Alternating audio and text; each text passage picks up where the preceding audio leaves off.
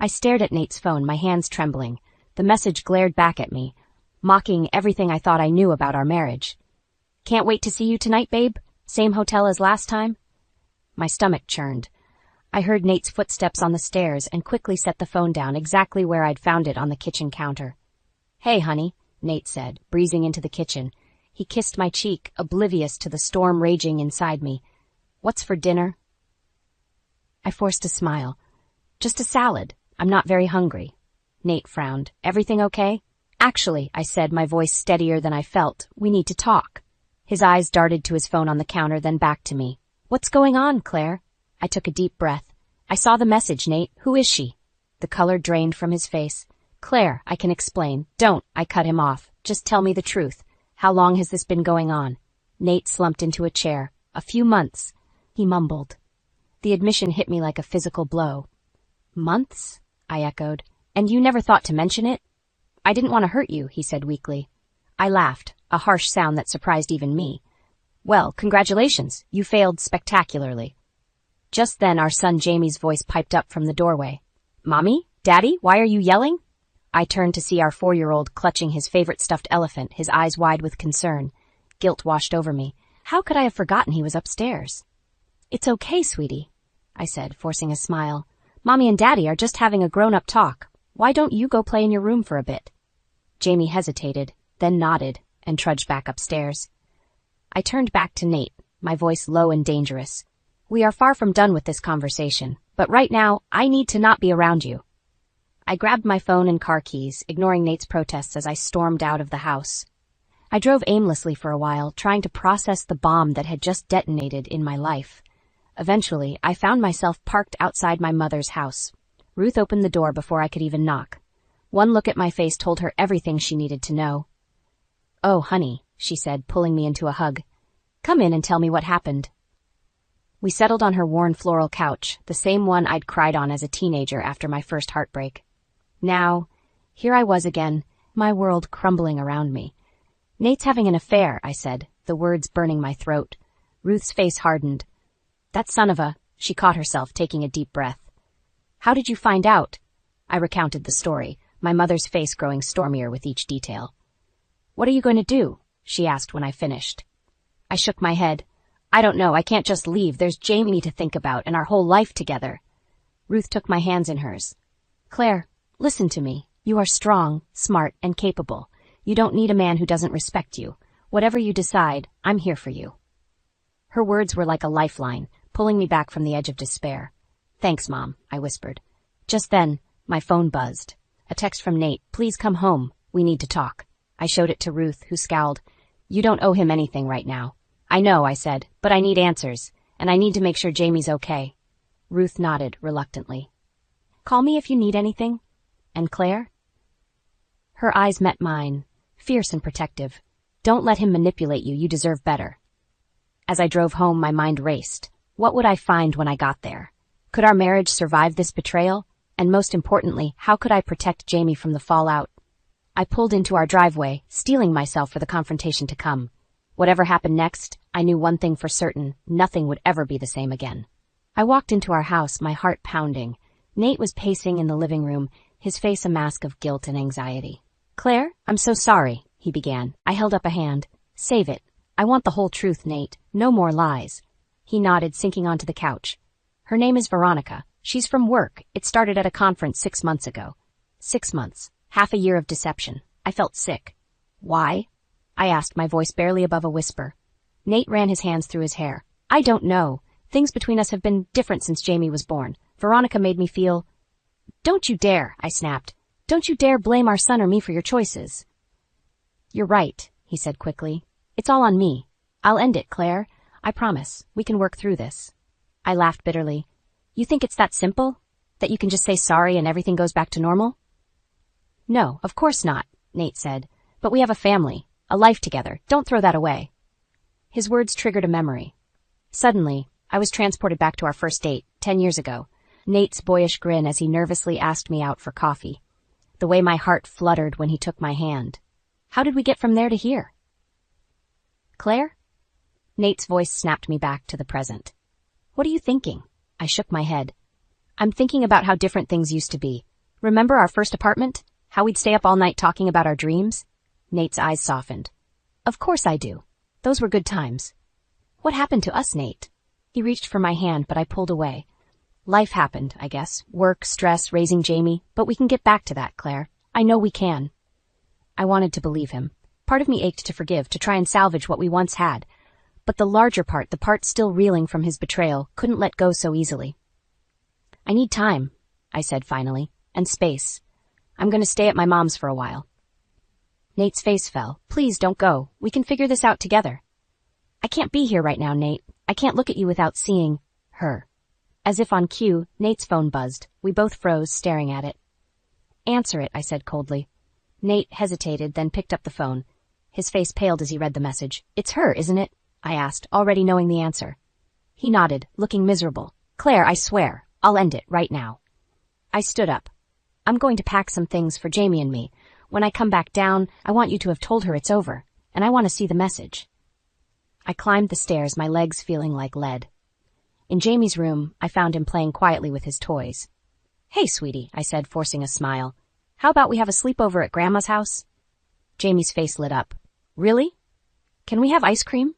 I laughed, the sound almost foreign to my ears. Of course we can.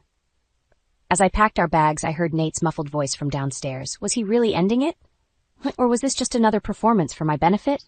When I returned to the living room, Nate held out his phone. It's done, he said. Read it yourself. I took the phone, scanning the messages. Nate had indeed told Veronica it was over. Her response was a string of angry emojis followed by, This isn't the end of this, Nate. You'll regret this. A chill ran down my spine. What does she mean by that? Nate shrugged helplessly. I don't know. She's probably just upset. I handed back the phone, suddenly eager to leave. We'll be at my mom's. I'll let you know when I'm ready to talk more. As Jamie and I drove away, I couldn't shake the feeling that this was far from over. Veronica's threat echoed in my mind, and I wondered what other surprises Nate's betrayal would bring. A week had passed since I'd left Nate, and the gnawing doubt in my stomach wouldn't subside. Despite his promises, something felt off. I couldn't shake the feeling that he was still hiding something. You need to take care of yourself, Claire, Mom said over breakfast. You look exhausted. I managed a weak smile. I'm fine, Mom, just worried about Jamie. She squeezed my hand. That boy is resilient. He takes after his mother. As if on cue, Jamie bounded into the kitchen. Mommy, when are we going home? The question pierced my heart. Soon, sweetie. We're just having an extended vacation at Grandma's, remember? After dropping Jamie at preschool, I made a decision. I had to know the truth once and for all. I parked down the street from Nate's office, my heart racing. This was crazy, following my own husband like some kind of amateur detective. But I needed answers. Hours ticked by. Just as I was about to give up, Nate emerged from the building. He looked around furtively before hurrying to his car. I waited a moment, then followed at a safe distance. To my surprise, Nate didn't head home. Instead, he drove to an upscale hotel on the outskirts of town. My stomach churned as I watched him enter the lobby. I waited 15 agonizing minutes before following. At the reception desk, I put on my best smile. Hi, I'm supposed to meet my husband, Nate Sanford. Could you tell me which room he's in? The receptionist hesitated. I'm sorry, ma'am, but we can't give out that information. I leaned in, lowering my voice. Please, it's our anniversary. I wanted to surprise him. She glanced around, then whispered, Room 412.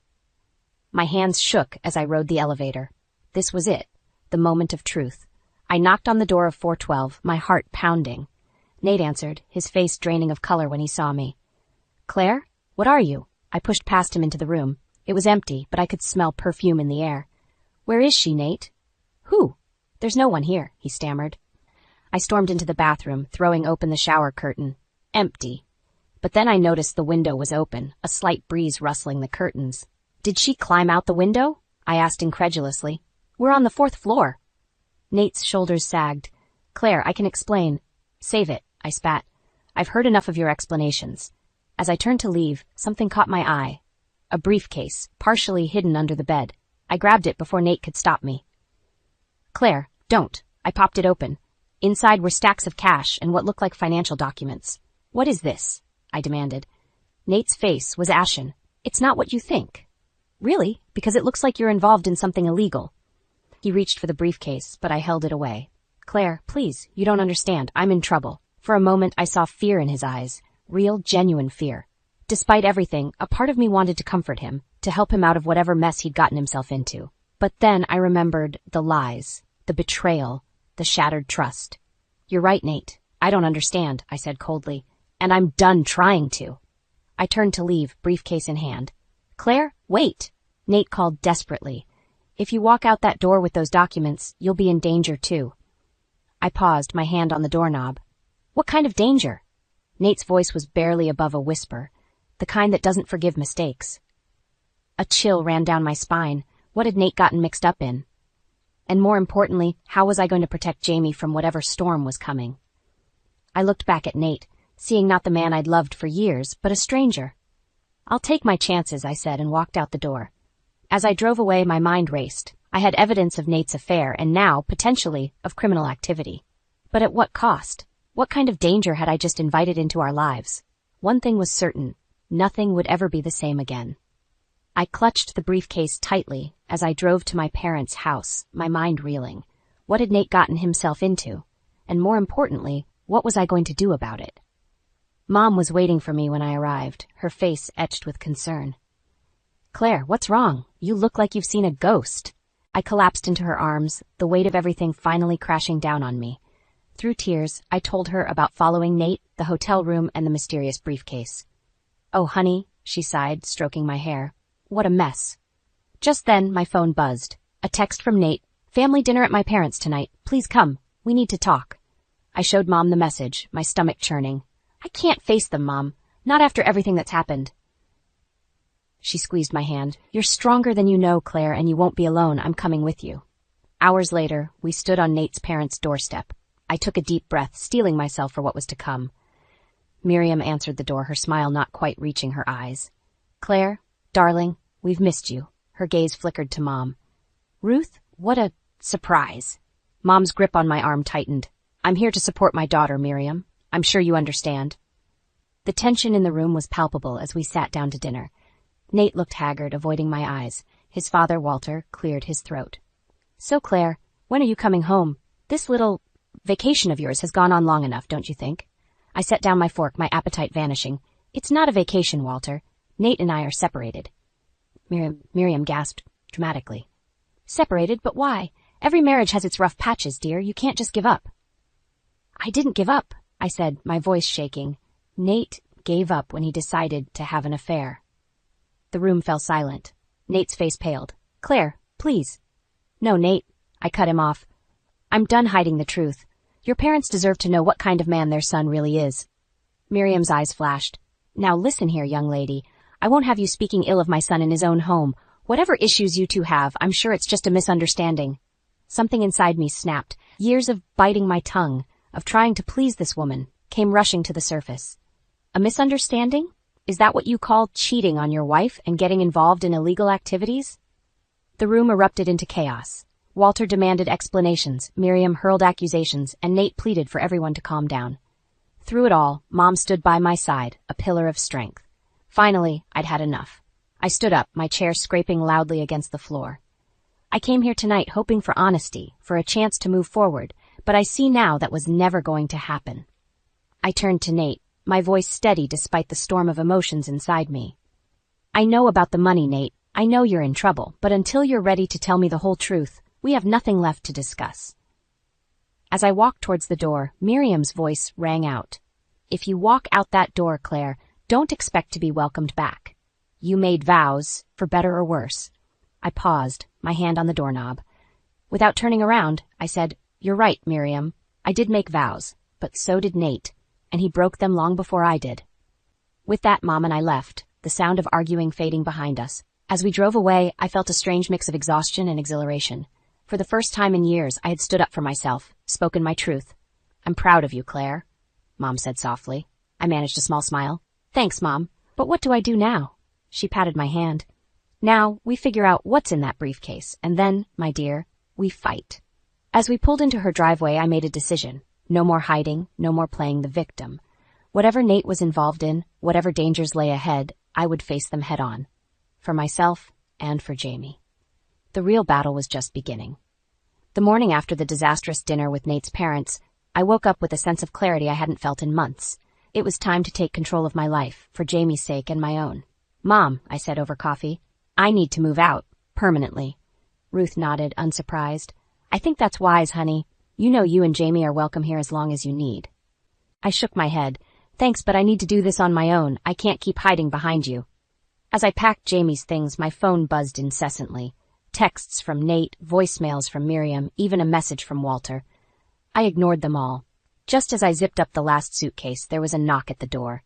My heart sank when I saw Nate standing there looking haggard. "Claire, please," he began, but I cut him off. "No, Nate, I'm done listening to your excuses." He pushed past me into the house. "You don't understand. I'm in trouble, real trouble. And now you've got that briefcase. Claire, you're in danger too." I felt a chill run down my spine, but I stood my ground.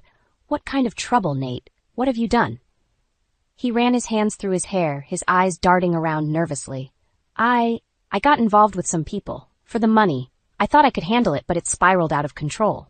"What people?" I demanded. "I can't tell you that. It's not safe." He reached for my hand, but I pulled away. "Claire, please, come home. We can figure this out together." For a moment, I wavered. The man before me looked so much like the Nate I'd fallen in love with years ago. But then I remembered the lies, the betrayal, the years of manipulation. "No," I said firmly. "I'm leaving, Nate. Jamie and I deserve better than this." His face hardened. "You can't take my son away from me." "Watch me," I shot back. Just then, Jamie came bounding down the stairs. "Daddy!" he cried, running into Nate's arms. My heart clenched as I watched them embrace. How could I separate a father from his son? But how could I stay with a man I no longer trusted? Nate looked at me over Jamie's head, his eyes pleading. "One more chance, Claire? For Jamie's sake." I was about to respond when my phone buzzed again. A text from an unknown number. "Meet me at Riverside Park in 1 hour. Come alone. I have information about your husband's activities." My mind raced. Could this be Veronica, Nate's mistress? Or someone more sinister? "Claire?" Nate's voice snapped me back to reality. "What are you going to do?" I looked at Jamie, then at Nate, then down at my phone. In that moment, I made my decision. "I'm leaving," I said, my voice stronger than I felt. "Jamie's coming with me. When you're ready to tell me the whole truth, Nate, you know where to find me." Nate's face crumpled. "Claire, please." "No," I cut him off. "I'm done being manipulated. I'm done being lied to. Whatever you're involved in, I want no part of it." I scooped up Jamie, who began to cry, reaching for his father. The sound tore at my heart, but I steeled myself. "Mommy, why can't Daddy come?" Jamie sobbed. "It's complicated, sweetie," I murmured, shooting a glare at Nate. "But I promise everything will be okay." As I loaded Jamie and our bags into the car, Nate stood on the porch, looking lost. Part of me wanted to run back to believe his promises one more time, but I knew I couldn't. I started the engine, my resolve strengthening with each second. Whatever information this mysterious V had, whatever dangers lay ahead, I would face them on my own terms. As we drove away, Jamie's sniffles quieting in the back seat, I glanced at the clock. 50 minutes until the meeting at Riverside Park. 50 minutes to decide whether to walk into what could be a trap or to drive away and never look back. Either way, there was no turning back now. The life I had known was over. It was time to forge a new path, no matter how treacherous it might be. My heart raced as I pulled into Riverside Park. Jamie safely dropped off with Mom. The mysterious text from V had consumed my thoughts during the drive. Was I walking into a trap, or would this finally provide the answers I desperately needed? I spotted a lone figure on a bench overlooking the river. As I approached, I realized it was a woman, her face hidden beneath large sunglasses. "Claire Sanford?" she asked, her voice low and tense. I nodded, my throat suddenly dry. "Are you V?" She removed her sunglasses, revealing a face I recognized from company photos. Veronica Blake, Nate's colleague and mistress. "We need to talk," she said, gesturing for me to sit. I hesitated, then sat down, keeping a wary distance. "Why did you ask me here?" Veronica reached into her bag and pulled out a thick manila envelope. "Because you deserve to know the truth about your husband. All of it." With trembling hands, I opened the envelope. Inside were photos, documents, and what looked like financial statements. As I flipped through them, my stomach churned. There was Nate, shaking hands with men I didn't recognize, exchanging briefcases in shadowy parking lots. Financial records showing massive transfers to offshore accounts. And photos. Oh God, the photos. Nate and Veronica in intimate embraces, yes, but also Nate with other women I didn't recognize. "How long?" I managed to choke out. The affair? 6 months, Veronica replied, her voice bitter. The illegal activities? Much longer. I looked up at her, confusion and anger warring inside me. Why are you showing me this? Why now? Veronica's face hardened. Because Nate used me, just like he used you. I thought we had something special, but I was just another pawn in his game. And now I'm in danger too. A chill ran down my spine. What kind of danger? She leaned in close, her voice barely above a whisper. Nate's been embezzling money from the company, funneling it through fake accounts. But he got greedy, started working with some very dangerous people. When I found out and threatened to expose him, her voice broke. He said he'd make sure I'd regret it if I ever told anyone. My mind reeled. The Nate I thought I knew, the man I'd married and had a child with, seemed like a stranger now. Why should I believe you? I asked, even as the evidence in my hands told its own damning story. Veronica's eyes met mine, filled with a mix of fear and determination. Because right now, you're the only person who can help me bring him down, and in doing so, protect yourself and your son. As if on cue, my phone buzzed. A text from an unknown number. We know you have the documents. Return them, or your family pays the price.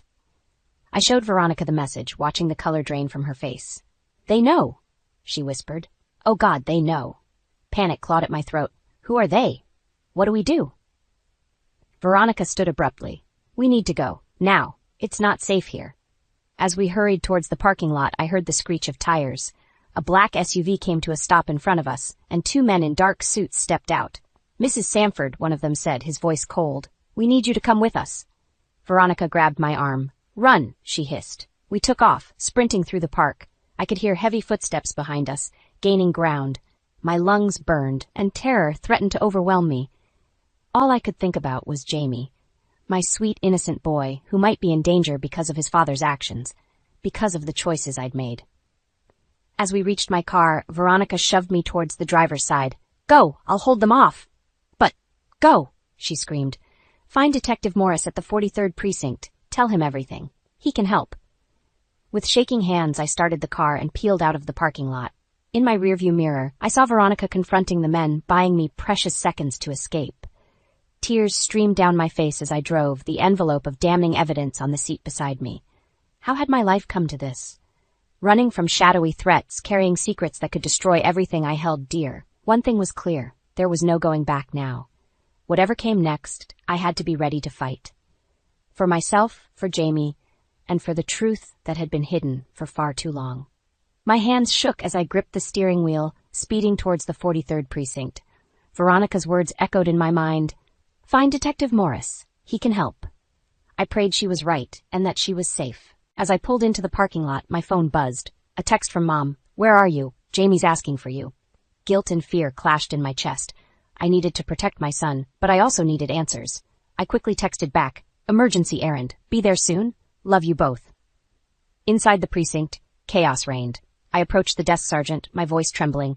I need to speak with Detective Morris. It's urgent. He eyed me suspiciously. And you are? Claire Sanford? Please, it's about my husband, Nate Sanford. There's been a threat. The sergeant's eyes widened. Wait here, he said, disappearing into the back. Moments later, a tall man with graying hair approached. Mrs. Sanford? I'm Detective Morris. Come with me. In his office, I spilled everything. The affair, the financial documents, the threats, and Veronica's involvement. Morris listened intently, his face growing grimmer with each revelation. Mrs. Sanford, he said when I finished, your husband is involved with some very dangerous people. We've been investigating this operation for months. My blood ran cold. What kind of operation? Money laundering, fraud, possibly worse. Your husband's company is just the tip of the iceberg. He leaned forward. We need your help to bring them down. Before I could respond, his phone rang. The color drained from his face as he listened. Understood, he said, hanging up. What is it? I asked, dread pooling in my stomach. There's been an incident at your mother's house, a break-in. The world tilted on its axis. Jamie, I whispered, terror gripping my heart. We need to move now, Morris said, grabbing his gun and badge. The drive to Mom's house was a blur. When we arrived, the street was lined with police cars, their lights painting the night in red and blue. I leapt from the car before it had fully stopped. Mom, I screamed, running towards the house. Jamie? An officer tried to stop me, but Morris waved him off. Inside, the house was a disaster. Furniture overturned, pictures shattered on the floor, and there, in the middle of the chaos, stood Nate, holding a terrified Jamie. "Hello, Claire," he said, his voice eerily calm. "I think it's time we had a family meeting, don't you?" "Let him go, Nate," I pleaded, my eyes locked on Jamie's tear-stained face. Nate's grip on Jamie tightened. "You've really made a mess of things, haven't you? Bringing the police into our private affairs." "This isn't about us anymore," I said, trying to keep my voice steady. "Think about Jamie. He needs his father." Something flickered in Nate's eyes. Regret, perhaps, but it was quickly replaced by steely resolve. "He needs both of us, and we're going to walk out of here as a family. No one will stop us." Detective Morris appeared behind me, his gun drawn. "It's over, Sanford. Let the boy go." Nate's eyes darted between us, desperation etched on his face. In that moment, I saw the man I once loved, scared, cornered, but still my son's father. "Nate," I said softly, taking a step forward. "Please, this isn't you. The man I married, the father Jamie adores, he's still in there. Don't let this be how our story ends." Time seemed to stand still. I could hear Jamie's quiet sobs, the crackle of police radios outside, my own heart pounding in my ears. Then slowly, Nate's grip on Jamie loosened. Our son broke free, running into my arms. I clutched him tightly, tears of relief streaming down my face. As the officers moved in to arrest Nate, he looked at me one last time. "I'm sorry," he whispered, "for everything." I watched as they led him away, a storm of emotions raging inside me. Anger, relief, sadness, and an overwhelming sense of uncertainty about what the future held. But as I held Jamie close, feeling his little heart beating against mine, I knew one thing for certain. Whatever came next, we would face it together. The worst was over, but our journey was far from finished. 6 months after Nate's arrest, I stood in our new apartment, surrounded by half-unpacked boxes. Jamie's laughter drifted from his room, where he was playing with his grandmother. The sound warmed my heart, a reminder of the innocence we'd managed to preserve despite everything. "Claire?" Mom called. "There's someone at the door for you." I opened the door to find Detective Morris, his face grave. "Mrs. Sanford, we need to talk." My heart raced as I invited him in. "What's wrong? Is it Nate?" Morris sighed. "I'm afraid so. He's made a deal with the prosecution. In exchange for a reduced sentence, he's agreed to testify against his associates." I sank onto the couch, emotions swirling. "What does this mean for us?" "It means you and Jamie might be called to testify. And," he hesitated, "there's a chance you could be targeted by the people Nate's turning on." The room spun. Just when I thought we were safe, just when we were starting to rebuild. "What do we do?" I whispered. "We can offer you witness protection," Morris said gently. "A new life, a new identity." I looked around the apartment at the life we'd just begun to create. The thought of leaving it all behind was overwhelming. "Can I have some time to think about it?" Morris nodded. "Of course, but please be careful, and call me if you notice anything suspicious." After he left, I sank to the floor, tears streaming down my face. Mom found me there, wrapping me in her arms like she did when I was a child. "Oh, sweetheart," she murmured. "What are we going to do?" I looked up at her, suddenly realizing the weight of my decision. It wasn't just about me anymore. It was about Jamie, about Mom, about the family we'd pieced together from the wreckage of my marriage. "We're going to fight," I said, my voice stronger than I felt. "We've come too far to run away now." The next few weeks were a whirlwind. I testified at Nate's trial, facing him across the courtroom with a strength I didn't know I possessed. I watched as the man I once loved was sentenced to years in prison, feeling not triumph, but a deep, aching sadness for what could have been. Through it all, my support system grew. Rachel, my best friend, became a constant presence, helping with Jamie and offering a shoulder to cry on. Kevin, Mom's husband, stepped up as a father figure, teaching Jamie to ride a bike and attending his preschool events. And then there was Oliver. We met at a support group for divorced parents, his kind eyes and gentle humor a balm to my battered heart. Slowly, cautiously, we began to build something new. One evening, as we sat on the balcony watching the sunset, Oliver turned to me. "Claire, I know you've been through hell, and I know you're still healing, but I want you to know, I'm here, for as long as you'll have me." I looked at him, this man who had seen me at my worst and still chose to stay, and for the first time in years I felt a flicker of hope for the future. "I'd like that," I whispered, squeezing his hand. Later that night, as I tucked Jamie into bed, he asked the question I'd been dreading. "Mommy, when is Daddy coming home?" I sat on the edge of his bed, choosing my words carefully. "Daddy made some mistakes, sweetie. He has to face the consequences. But he loves you very much, and so do I. Jamie nodded, his little face serious. Are we going to be okay? I pulled him close, breathing in the scent of his hair. Yes, my love, we're going to be more than okay. As I closed his door, I caught sight of myself in the hallway mirror. The woman staring back at me was different from the one who had discovered that fateful text message all those months ago. She was stronger, wiser, battle-scarred, but unbroken. I thought of Nate, of the life we'd shared and lost. I thought of Veronica, whose bravery had helped bring the truth to light. I thought of Mom, Rachel, Kevin, and Oliver, the family I'd chosen, the support system that had carried me through the darkest times. And I realized that this messy, complicated, beautiful life was exactly where I was meant to be. Not running, not hiding, but standing tall, facing whatever came next with courage and grace. As I crawled into bed that night, I felt a sense of peace wash over me. The journey wasn't over, not by a long shot, but for the first time in a long time, I was excited to see where it would lead.